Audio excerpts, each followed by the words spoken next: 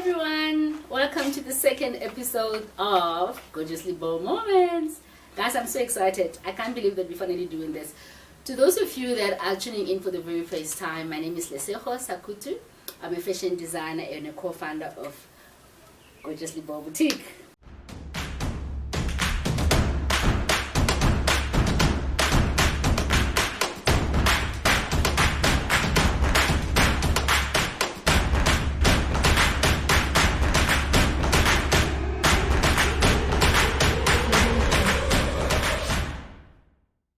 So today we're going to be talking about COVID-19, the negative impact that COVID-19 has had on a number of businesses, especially small businesses. So I've invited a very good friend of mine. She's also a business owner. She runs a very beautiful bar.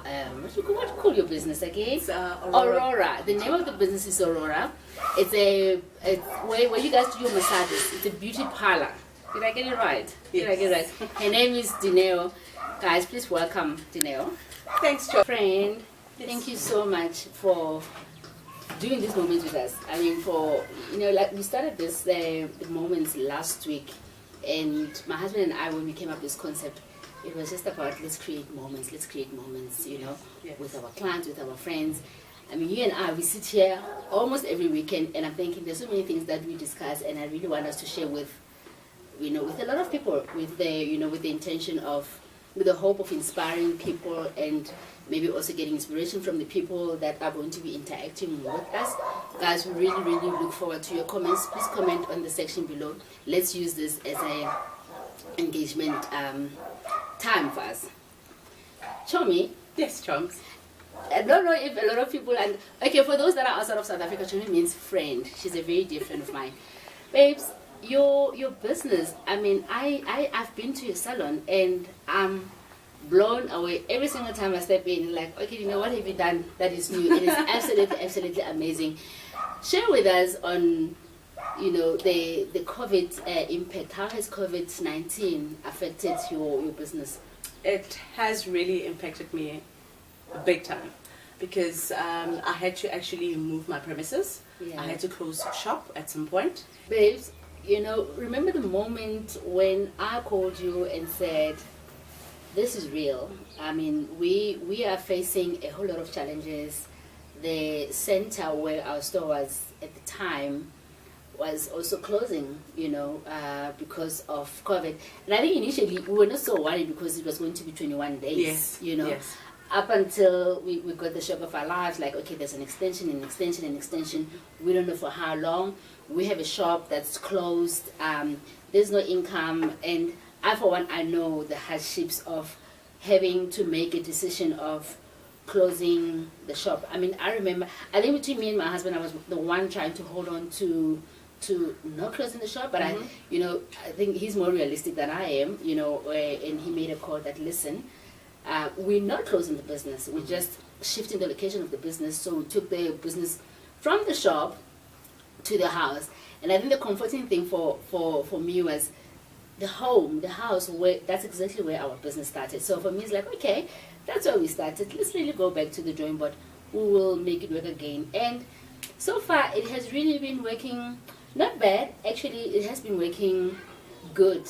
I mean, you can imagine there's a lot of obviously saving from shop rent and whatnot. Yes. The only thing that sort of like concerned me was the loss of the walk-in customers, and not everybody's online, and and since lockdown actually started, we've had to work really, really hard on improving our presence on digital media. The good thing is my daughter has been the one driving the digital part of things, and she's really, really amazing. Well done, really. So, friend, Yes. I know that you've also had some changes that you had to make. Let's use this moment to share with our people on to give them hope and inspire them a little. Yeah, it was a huge challenge, I must say. For me, the worst was this was my only income. Yeah. And when I tried to approach my landlord to see if we can get a relief, Yeah. guess what? They shut me out. I know. Yeah, so that was, I think that's where the biggest challenge came in, because we thought it, like you said, we thought it was going to take 21 days, but it ended up taking much longer. Yeah. And especially with us, the salon industry, the beauty industry, Yeah. we actually, ours was extended until around July, August. Yeah. So that was my biggest And the challenge. same with us, because it was extended for a longer period of Yeah. time. Yeah. Yeah. So it was crazy. So when I approached my landlord, he didn't seem to actually understand what I was Yeah. going through. So I actually just sent them a letter to say I'm cancelling my lease, and had to pack up. And you know how sad it Sure. is when you have to pack up your dream, Yeah. and you're putting in a little box in Yeah. storage, and you realize this is real. COVID Sure. is real. And so when did you? How many months have you had to be without a store? Because now I know that you've opened another one. Well, congratulations on that. Thank Well you, done. thank you, thank you. And how many Thank months you. have you had to take a break, if I should call it that, before you found your Sure. to open another shop? Pretty much it's the whole year. Sure. Yeah, that's how bad it actually hit me. The worst Sure. is it's lockdown. You have to find people to pack your stock, to pack your furniture, put it in storage. You Yeah. don't have money because this was the only source of income. And I only just opened Aurora Beauty Bar at a new premises in January the 28th. So It's beautiful. I love it. thank you, thank I you, love thank you. No, it. I love it. I Yeah. think it's actually way better than where I was. Because Right, yeah, there's more right. comfort, it's more private, Yes. there's privacy, and you actually do feel like you're at a spa. Yeah. God does say that when one door closes, The other bigger one opens. Yes. You know? But And it's obviously, really you know the beautiful. challenges. Yeah. You don't have walk-in clients. Yeah. Now I have to notify all my clients where I've moved to. Yeah. And another thing is now I have to work on my marketing. Yeah. So I'm spending more money on marketing more than Yeah. anything. That's amazing, because we've also actually have maybe we're rather going through exactly the same thing, that we have to put in so much in marketing.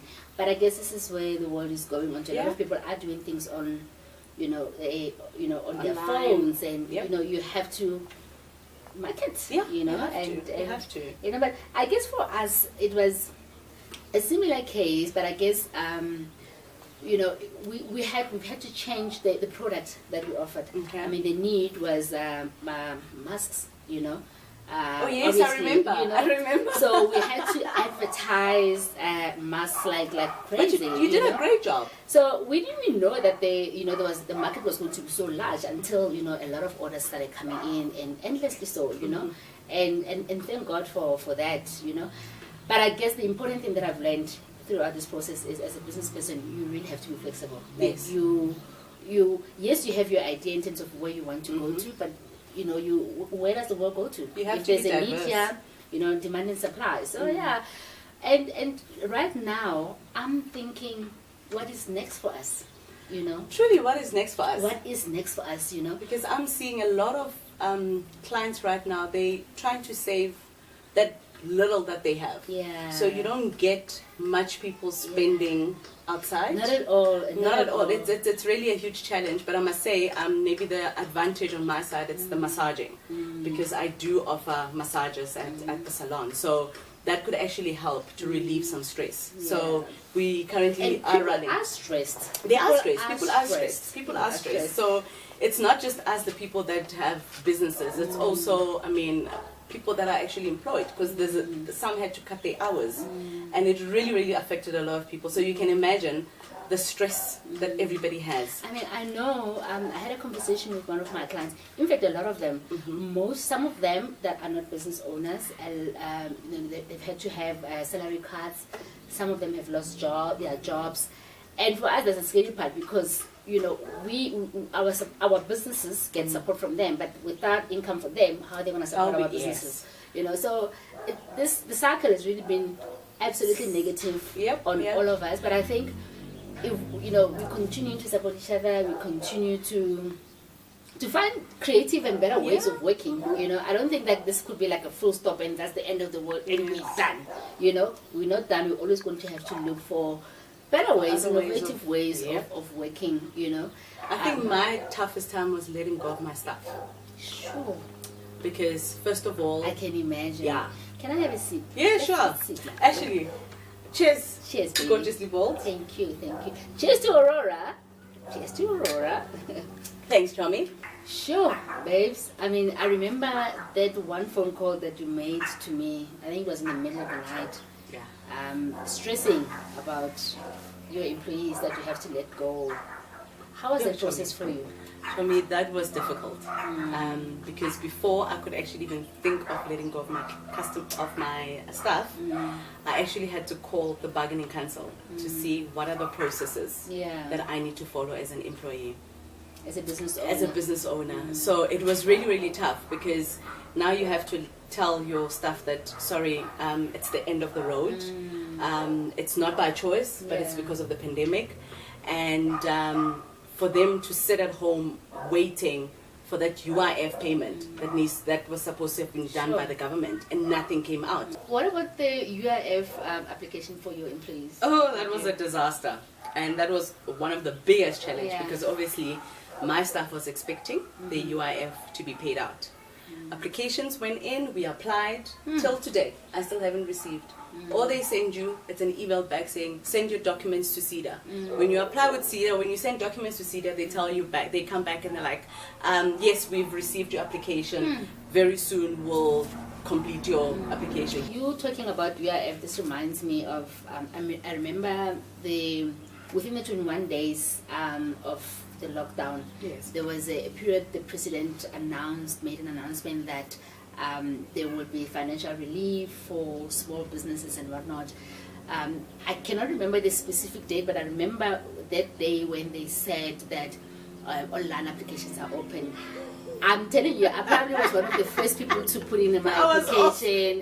Waiting midnight just waiting for the click. I was really, really hopeful. I was looking forward to, because this is not our doing. This is a pandemic, and we understand that these kind of things happen, But also some sort of financial relief could have really helped. Up until today, we have not gotten anything. We have not gotten any feedback.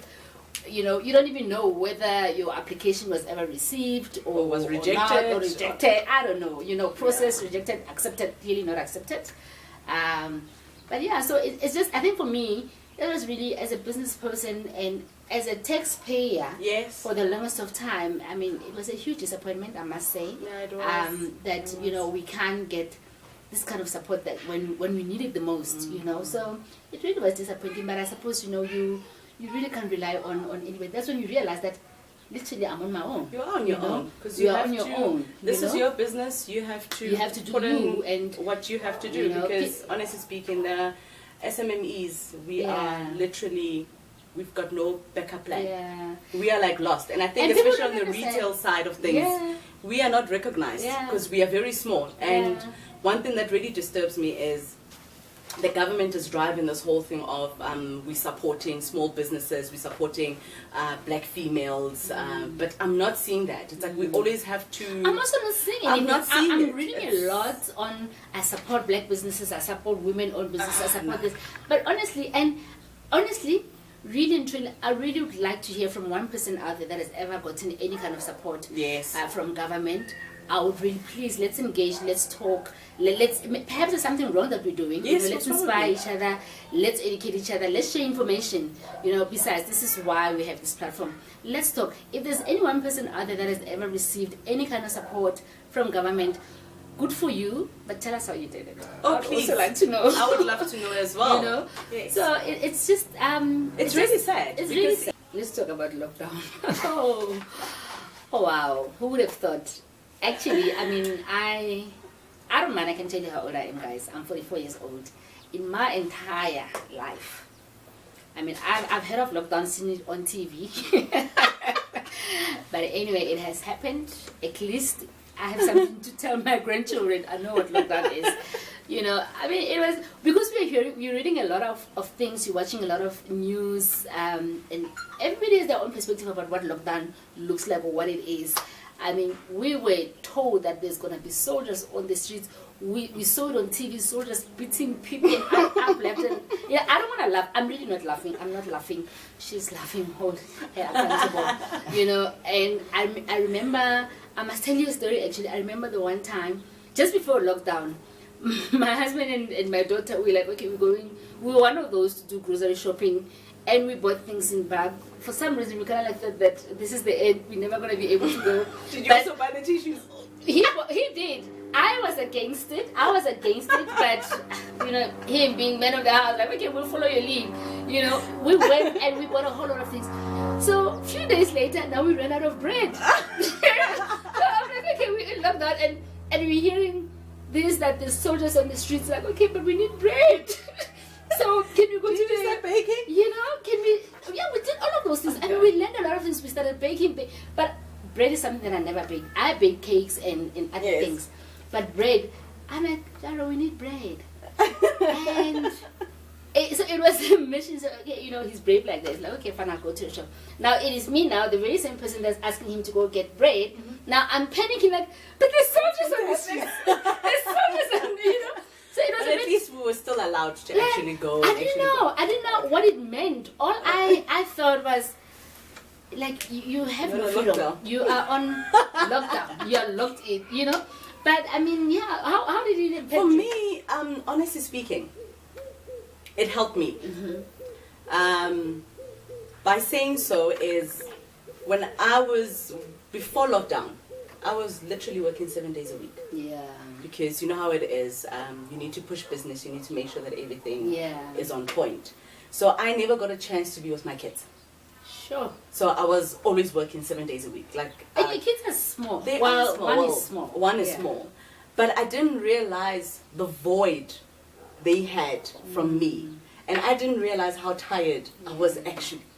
So for me, it was a moment of husa, recuperate myself, find myself. More than anything, I had to find myself because I had to make difficult decisions on what's the way forward. How do I provide for my kids? And I've locked the salon. I've closed shop. Where's my next income coming from? Exactly. Where's my next step? Do I want to go back to school? How do I go back to school if I don't have an income? You have to pay for school. I have to pay for school. I have to pay for bond. I have to pay for my car. So that school fees, everything. So that for me, it made me connect with my kids, which is something that I missed, which is something that I lacked. And since then, I actually told myself from today, when I opened the salon, I told myself, I am going to spare a day for myself. And I'm going to spare a day for my kids. To you, baby. That's good. Oh, yeah. That is good. You know and me, stick Tommy. to that. Stick to it. I have to because... I mean, time is expensive. Yes. And, you know, you only realize now that the more you work, you need to work smart. Yeah. So for me, working 7 days, what did it really bring for me? It didn't bring anything. Instead, it just brought loneliness for my kids. So now I need to work smart and be able to still spend some time with my kids. And the kid is all about working smart. Yes, not working hard. You need to work smart. And that day for me, one day that I'm allocating to myself, it's for me to sit back and see what's the next step. What else can I? What innovative ways of bringing more feet into my business. So this is really helping me a lot. So COVID for me, yes, it was tough because you lose.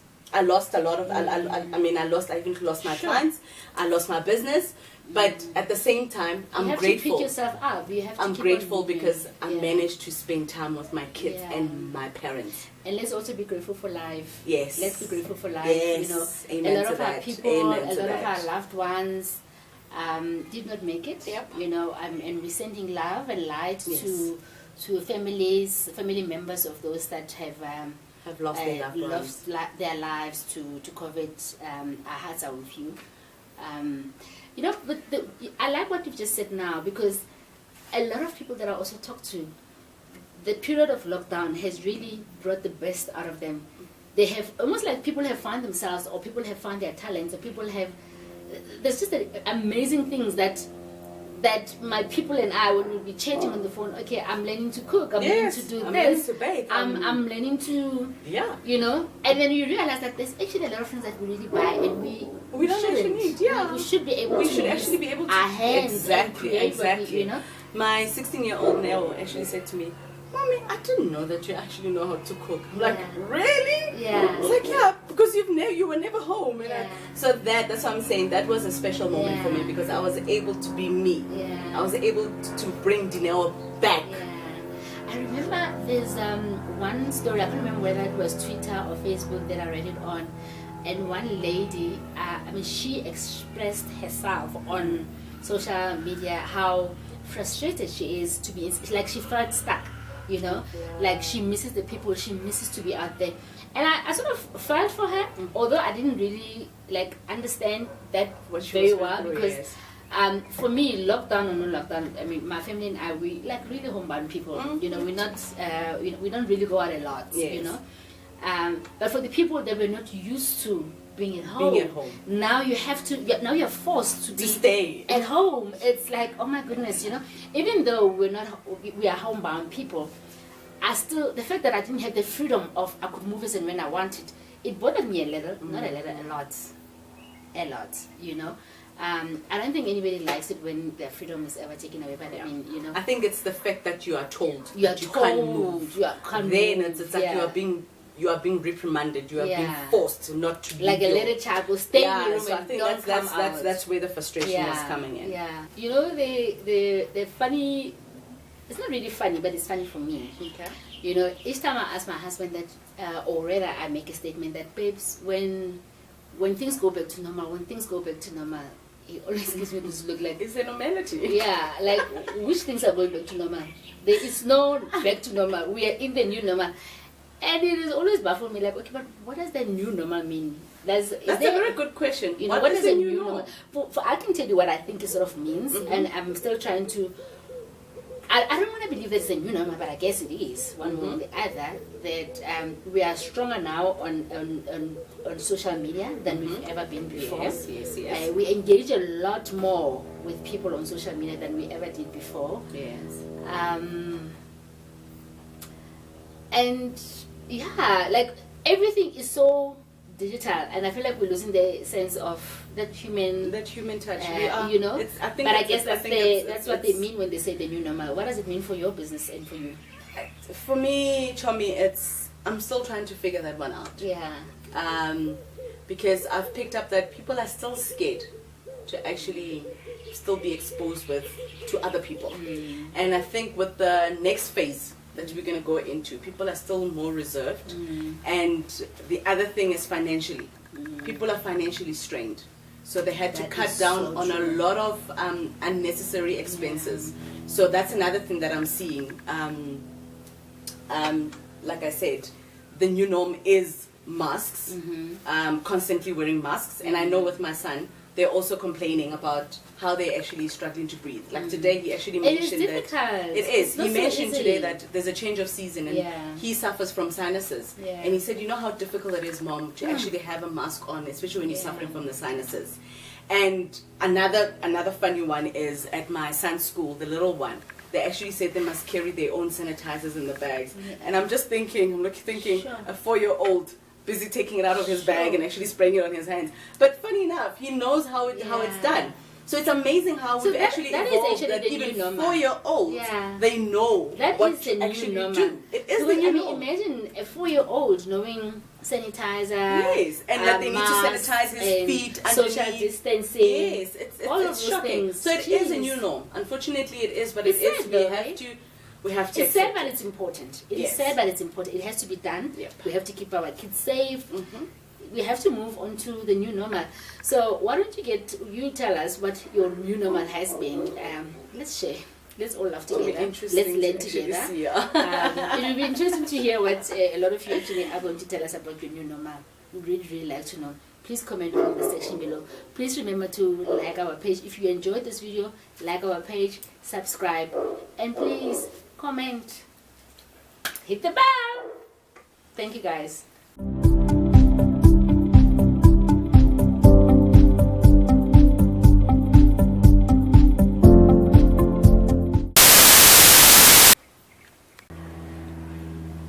Babes, as a gratitude gesture from us, Religiously Bold team. Yes, you're getting a gift. You're getting a gift. Everyone's getting a gift. Here's a token of our appreciation. Is this what I think it is? Yes, it is. Yes, I know you've been looking at it for a while.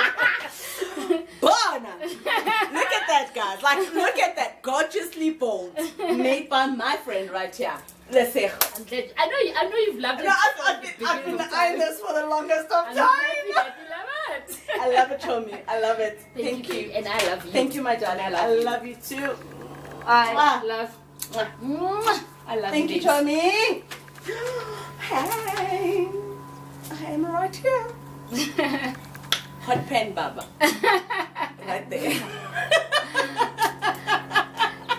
No jeans, Chomi. Hot pen. You can wear it however way that you want to wear it. And my favorite color. Yellow. Yellow. And you know. Yellow. Thank you, Chomi. It's a pleasure. I really appreciate it. Thank you for coming. And thanks for having me here. No, thank you. And for inviting me. I really enjoyed our talk today. Yeah. It's been amazing. Guys, thank you so much. Thank you. Thank you. Let's Bye. keep this going. Let's engage. Let's talk. Drop a comment for us. Follow us on Gorgeously Bold pages on Facebook, on Instagram, WhatsApp status. Those of you that have our business number, please follow us or call us rather. Chat 082-821-0234. Those that are outside of the country, it's +27 821 0234. Am I right? 082 I know my number. I know my number. The +27 is I know she's just laughing. I know she's laughing. No, the +27 is always a challenge. It is. You need to start. Okay, I'm gonna get it right. I'm drinking champagne, but that's not I it. think it's the champagne. +27 82 821 0234. Hey, you got it. Cheers. Thank you, guys.